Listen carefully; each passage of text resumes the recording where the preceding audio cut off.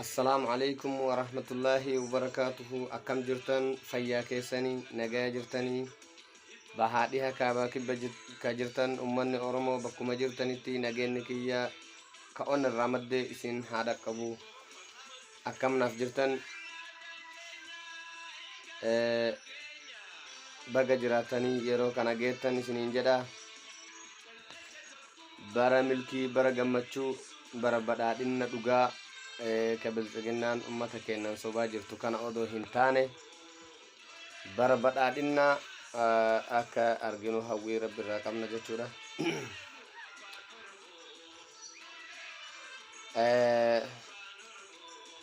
أكما جرتان أكما جرتي دامسا وليف دبرسوف بكما جرتي دامسا اللي وللرا دقيفتشوف أماني كينا يرو كمويو والبر dhaabachuun baay'ee barbaachisaadha jechuudha. Nutis ummata keenya ka bilxiginnaan internet irraa kuttee networkii garagaraa bakka maratti irraa kuttee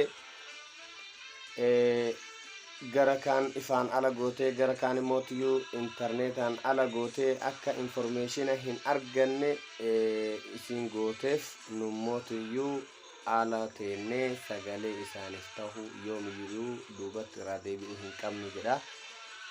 Kanaafi sagantaan kiyya kaadhaa immootiyyuu waan lama irratti xiyyeeffataa. Tokko waa'ee afaan Oromoo ka bilxiginnaan ittiin taphachuu barbaadu jechuudha.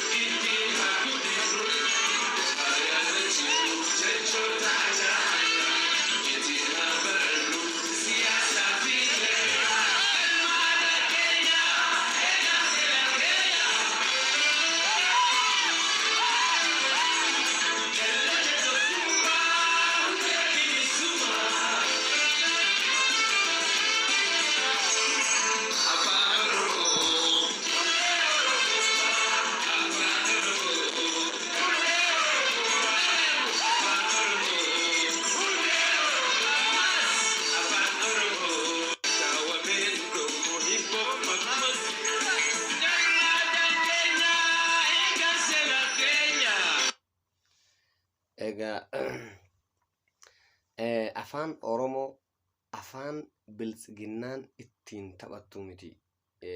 Maaliifi bilxiginnaan diqaaladha. Oromiyaa keessatti haa dhalattee guddattu malee afaan Oromoo ka ummata Oromooti. Afaan Oromoo ka ummata Oromooti. Ka uumamaan Rabbi nuuf kenne jechuudha. Ka eenyullee nurraa fudhachuu hin dandeenye, ka eenyullee itti nuuf dabaluu hin dandeenye, ka eenyullee mootiyyuu eeyyama gaafachuu hin dandeenye jechuudha. New generation dhaloota dhufuuf jechuudha. Dhaloota dhufu Oromiffarraa gara afaan bilginnaa yookiin immoo afaan warra bilxiginnaa kanatti jijjiiruuf afaan Amaaraa yookiin afaan warra nafxanyaa kanatti jijjiiruuf tattaaffiin ammaan tana bilxiginnaan eega aangotti dhufte as jechuudha. Sirna Minilikirraa karoora isaa ka duraan Minilikii lafa kaa'eef sanirraa fayyadamaa dhufte amma mootiyyuu karoora san itti fufsiisuuf kaayyoon bilxiginnaan ittiin deemaa jirtu. Bilxiginnaan federaalaa fi bilxiginnaan naannoo Oromiyaatis guutumaan guutuutti akkuma jirtutti jechuudha. Afaan Oromoo kana balleessuuf tattaaffiin bilxiginnaan godhaa jirtu yoomuyyuu takka duubatti hin deebine jechuudha. Kana jechuun maal irraa kaka'e jechuudha. Akkuma ummata Oromoo cabseeti akka ol hin kaanetti waggaa dhibba akka ol hin kaane godha akkuma jedhanii dhaadatan sanitti jechuudha. Waliigalteen afaan Oromoo irratti ummata Oromoo qofa irratti duulaa hin jiran. Afaan Oromootillee irratti duulamaatii jira jechuudha. Kanaaf lolli karaa hedduun ummata Oromoo irratti baname.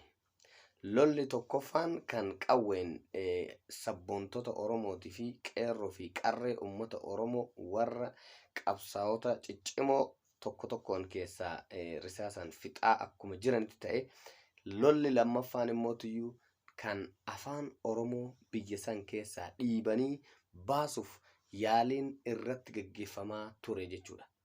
Kan immootiyyuu har'a eegalanii osoo hin taane kan sirna duraanii, sirna Minilik, sirna Dargii, sirnoota darban hedduu keessatti jechuudha, wayyaanee dure jechuudha. Yeroo hedduu mootummoonni darban hundi isaaniitiyyuu afaan Oromoo cunqursaa, afaan Oromoo lafarraa balleessuuf yaaliin isaan godhan amma mootiyyuu haaraatti lafaa boolla keessaa eega awwaalame jechuudha. Sirni sun erga awwaalame erga du'e jechuudha.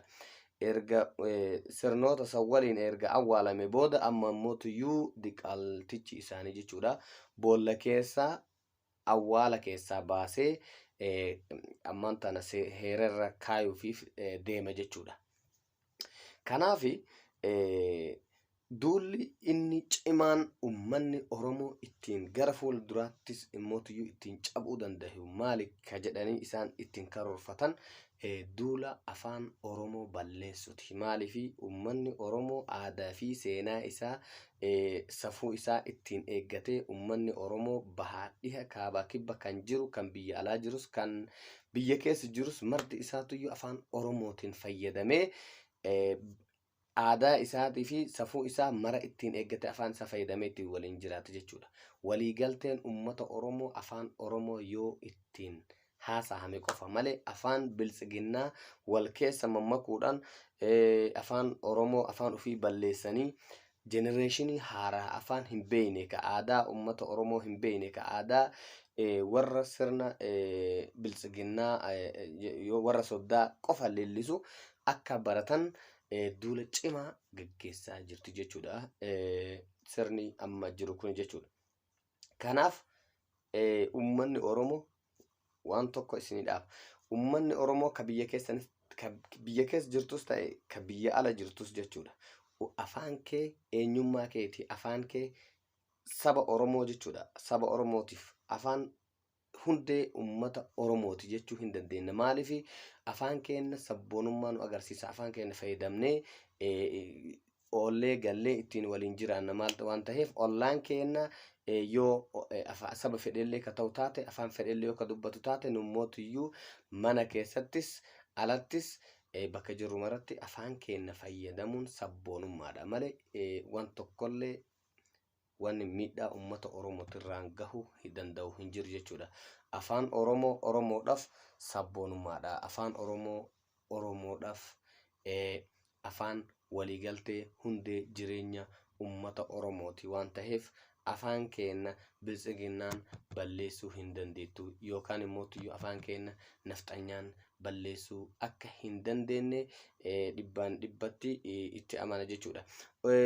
Kagama biraatiin immootiyyuu biltsiginnaan naannoo Oromiyaa yookiin cundurri jechuudha wanta ittiin uf dandeettee jiraachuu wanta hin dandeenyee fi wanta jedhameen wanta godhi jedhameen hundaayyuu godhuuf dirqamti jechuudha.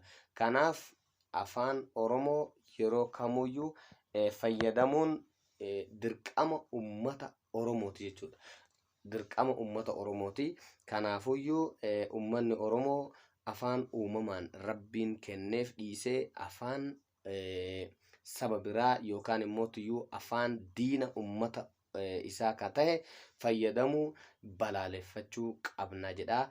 Guutumaan guututti balaaleffannaan afaan biltsiginnaa dhibbaan dhibbatti naannoo Oromiyaa keessatti adeemsifamuu qaba jechuudha. Yeroo isaan manni barumsaa guutuun guututti jechuudha fedhanii dhiisanii fedhanii sagantaa barnoota jijjiiranis fedhanii dhiisanis afaan ammaan tana mana barumsaa keessatti baratamuuf deemulleen sirna biltsiginnaa malee sirna Oromummaa, sirna sabboonummaa, sirna gootota Oromoo ka saba Oromootiif wareegamanii hin jiru jechuudha. Amma sirni leellifamu maalinni yoo ka jennu taate manneen mara keessattuu jechuudha manneen barnootaa keessatti tahe manneen mootummaa garagaraa keessatti jechuudha wanni leellifamu balleessuu aadaa fi safuu ummanni Oromoo duraan heeraa fi seera ummanni Oromoo duraan tumatee lafa kaa'e balleessuu irratti duula geggeessuu qofa jechuudha. Maaliifi aadaa isaan duraan ummata Oromoo itti maqaa irraa jijjiiranii sabboontota jechuudha. Maqaa irraa jijjiiranii ijoollee sabboontotaa maqaa irraa jijjiiraniitiin maqaa isaanii itti baasanii gabra maalii san irratti jijjiiranii jechuudha. Akka isaan afaan isaaniitii fi aadaa isaanii akka baratan dirqisiisaniitiin barsiisuuf jechuudha kaayyoon isaanii. Kanaaf kaayyoon ummata Oromoo yoomiyyuu duubatti hin deebi'u. Karoorri ummanni Oromoo qabus bilisummaadha. Ummanni Oromollee kan inni milkaa'u bilisummaa yoo argate jechuudha. Afaan Oromoo immootiyyuu uumamaan bilisoomsee Rabbiin ummata Oromootiif kenne eenyullee gabroonfachuu hin danda'u jechuudha. Afaan Oromoo kan inni baduu danda'u yoo sabni Oromoo tokkummaa isaa itti dhabe malee afaan Oromoo yoomiyyuu ummata Oromoo biraa baduu hin danda'u. Sabboonummaan ummata Oromoo afaan Oromootiin wal qabata jechuudha. Gama tokkoon immootiyyuu uffata aadaa ummata Oromoo yeroo hedduu ka balleessan hin argina. Uffata aadaa ummata Oromoo jijjiiranii keessattuu jechuudha gama shamarraniitiin ka aadaa ofii fakkeessanii gadi baasu jechuudha. Uffata aadaa Oromoo guutuun guututti kabajaa qaba. Uffanni aadaa Oromoo ka shamarranii tahe ka dhiiraa tahe ka abbaa gadaa martu isaatu jechuudha. Uffanni aadaa Oromoo martu ka aadaa fi safuu ummata Oromoo ittiin eeggate ka ittiin kabajaa qabu jechuudha. Ka kiristaanas tahe ka islaamas ka ittiin qullaa deemu kuni ka argitanii jilbaa olitti gabaabsanii diratamu kuni uffata aadaa Oromoo fakkeessanii ka isaan gadi baasan. Aadaa Oromoo osoo hin taane kan inni calaqqisiisu aadaa warra soddaa ta'ullee achumaan akkanaaf hubattan barbaada jechuudha. Kanaaf ka gama biraatiin immootiyyuu waboodha. Waboon akka ajaa'ibaatitti lola isaa geggeessaa jira. Takka lola irraa hin dhaabne jechuudha. Biltsiginnaan yookaan illee immootiyyuu biltsiginnaan yookaan immootiyyuu warri soddaatii fi soddaanis wanta tokko injifannoo tokkollee gonfataa hin jiranii. Kana irraan immootiyyuu qoqqobbiin Ameerikaan irra keette baay'ee tokko isaan rifachiisee ammallee immootiyyuu hirriba isaan qabsiiseeti jira. Qabsoon ummata Oromoo cimee itti fufee jira. Baay'ee tokko nama gammachiisa. Gama kaaniin ummanni Beenishaangul Gumuzis riphee lolaan Gumuz qabsoo isaa cimee itti fufee jira. Baay'ee tokko haala gaariidhaan qabsoo gaggeessaa jira. Kallattii maraanuyyuu lolli cimee itti fufee ummanni Tigraayinis riphee lolaan waraanni TDF yookaan immootiyyuu Tigraay Difeensi Foorsi illeen lola isaa cimee itti fufee jira. Xiyyaaraanis diroonidhaanis dhahanii dadhabaniiti jiru. Kanaafuyyuu injifannoon ka saba tokkoomeeti akkuma jennetti sabni tokkoome yoomuu bakka gaha. Sabni tokkoome yoomuu ni injifata. Sabni tokkoome yoomuu moohataadha. Akkuma jedhame jechuudha. Sabni Tigraay maaliif addunyaa irratti qabsoon isaanii beekame yoo ka jennu taate sabni Tigraay ummata Oromoo caalaa baay'inaan yookaan immootiyyuu qabeenyaan guddataniiti miti. Sabni Tigraay qabsoon isaanii wanni addunyaa irratti wanni beekameef tokkummaa isaanii waan agarsiisaniif tokkummaan waan ka'anii qabsaayaniif. Kanaaf sabni Oromootis tokkummaa yoo ka qabsaa'u taate akka amma jirru kanatti jechuudha. Yoo qabsoon waraanni bilisummaa adeemsisu kun itti fufee biltsiginnaan kararraa goruun isii waan hin oolle jechuudha. Amma ijibbaata falmataa jiranii ijibbaanni isaanii karaa lafaatiin dadhabanii karaa xiyyaaratiin fayyadamaa jiran waan ta'eef kanaallee mootiyyuu insha Allahu rabbiin waboo bira haa jiraatu. Rabbiin warra haqaaf qabsaahu bira haa jiraatu yoomu jenna. Injifannoon ka ummata Oromooti. Injifannoon kan saba waliigaleeti. Waliigaltee rabbiin nuuf haa kennu. Waliigalteen diina keenya ofirraa qolanna jedha. Garanumaan mootiyyuu qoqqobbiin Ameerikaan uummata